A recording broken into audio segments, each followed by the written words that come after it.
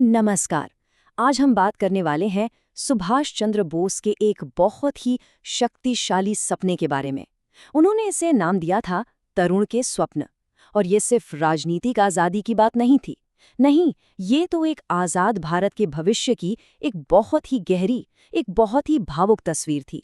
तो चलिए आज इसी सपने की गहराइयों को समझते हैं।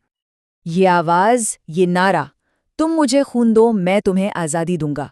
बस यही एक लाइन काफ़ी है सुभाष चंद्र बोस के जुनून को, भारत की आज़ादी के लिए उनकी जो जिद थी उसे समझने के लिए। कह सकते हैं कि उनकी सोच की आग यहीं से शुरू होती है।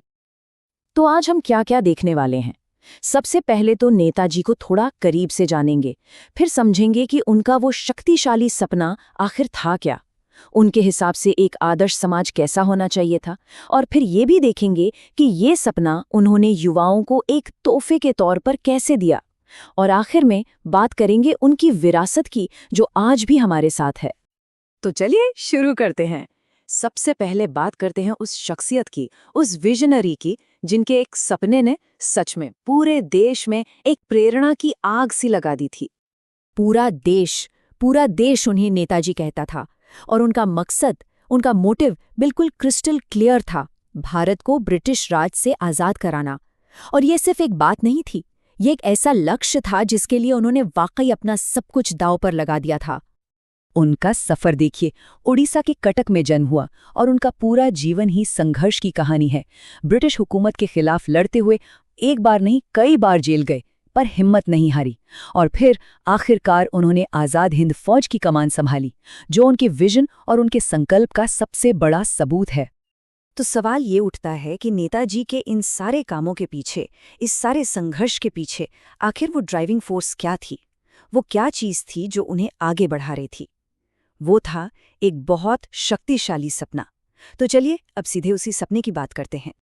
और एक बहुत इंटरेस्टिंग बात है, ये सपना सिर्फ उनका अकेले का नहीं था, ये उन्हें विरासत में मिला था अपने मेंटर देशबंधु चित्तरंजन दास से।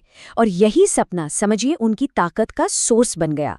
इसी से उन्हें हिम्मत और एक तरह की खुशी मिलती थी। नेताजी ने खुद इस बात को माना है। उन्होंने कहा कि इसी सपने की वजह से, इसी की प्रेरणा से वो उठते थे, बैठते थे, चलते थे, लिखते थे, काम करते थे। मतलब ये सपना उनकी जिंदगी के हर पल में, हर हिस्से में समा चुका था। तो ठीक है, सपना था, पर ये सपना आखिर था क्या? क्या ये सिर्फ अंग्रेजों से आज़ादी पाने का सपना था? नहीं, ये उससे कहीं ज्यादा बड़ा था। ये एक नए भारत का पूरा ब्लूप्रिंट था, एक पूरा खाका था। नेताजी ने एक टर्म यूज किया था, सर्वांगीण स्वाधीन संपन्न समाज। अब इसका मतलब क्या है? इसका मतलब है एक ऐसा समाज जो हर तरह से ऑल राउंड आज़ाद हो, सेल्फ डिपेंडेंट हो और प्रॉस्परस हो। और ये सब टिका होगा एक पूरी तरह से फ्री नेशन की नींव पर। और सोचिए, इस आदर्श समाज की नींव क्या थी? कुछ बहुत ही रेवोल्यूशनरी आइडियाज़। उन्होंने कहा कि ऐसे समाज में जाति भेद के लिए कोई जगह नहीं होगी, औरत और मर्द को बराबर के हक मिलेंगे, समाज में भी और देश बनाने में भी। हर किसी को पढ़ाई और तरक्की का बराबर मौका मिलेगा, और सबसे ज़रूरी बात, मेहनत और काम की इज्जत होगी। इस समाज में आलस की कोई गुंजाइश नहीं थी। उनका विजन था कि ये देश हर तरह के फॉरेन इन्फ्लुएंस, हर तरह के विदेशी असर से आज़ाद होगा। और ये सिर्फ भारत के लिए नहीं था, उनका सपना था कि भारत पूरी दुनिया के सामने एक मॉडल सोसाइटी, एक आदर्श समाज बनकर खड़ा हो। अब आते हैं कहानी के सबसे पावरफुल हिस्से पर। ये वो पल है जब नेताजी सीधे देश के नौजवानों से बात करते हैं, वो नौजवान जिन्हें वो इस सपने का असली वारिस मानते थे। बात है 1929 की। जगह थी मेदिनीपुर। वहां उन्होंने देश के युवाओं से एक सवाल पूछा।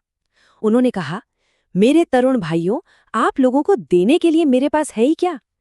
सोचिए जरा वो पल, सब लोग सांस रोककर सुन रहे होंगे कि नेताजी आखिर क्या देंगे। और फिर उन्होंने जवाब दिया, मेरे पास कुछ और नहीं है सिवाय इस एक सपने के, जो हम सबको लिमिटलेस पावर और बेहिसाब खुशी देता है। उन्होंने कोई सोना चांदी, कोई दौलत नहीं दी। उन्होंने एक आइडिया दिया, एक ऐसी प्रेरणा दी जो कभी खत्म नहीं हो सकती। और फिर उन्होंने कहा, ये सपना मैं आप सबको एक तोहफे की तरह देता हूँ, इसे अपना लीजिए। ये कोई ऑर्डर नहीं था, कोई आदेश नहीं था, ये तो एक कीमती विरासत थी जिसे वो अगली जनरेशन के हाथों में बड़ी उम्मीद से सौंप रहे थे। तो चलिए अब आखिर में ये देखते हैं कि नेताजी की इस सोच का, उनके इस सपने का आज के भारत पर क्या असर है, उनकी लेगेसी क्या है। देखिए, उन्होंने हमें जय हिंद और दिल्ली चलो जैसे नारे दिए, जो आज भी हमारी रगों में दौड़ते हैं। उन्होंने द इंडियन स्ट्रगल जैसी एक बेहद ज़रूरी किताब लिखी, और एक आत्मनिर्भर सेल्फ रिलायंट भारत का जो सपना उन्होंने देखा था, वो आज भी हमारी नेशनल पॉलिसीज़ को इंस्पायर करता है। और आखिर में एक सवाल, एक ऐसा सवाल जिस पर हम सबको सोचना चाहिए। एक ऐसा समाज जहां जातिवाद ना हो, जहां औरतों को बराबरी का हक मिले, जहां हर किसी को तरक्की का बराबर मौका मिले। नेताजी का ये जो सपना था, वो आज के भारत के लिए कितना रिलेवेंट है, कितना मायने रखता है, इस पर सोचिएगा ज़रूर।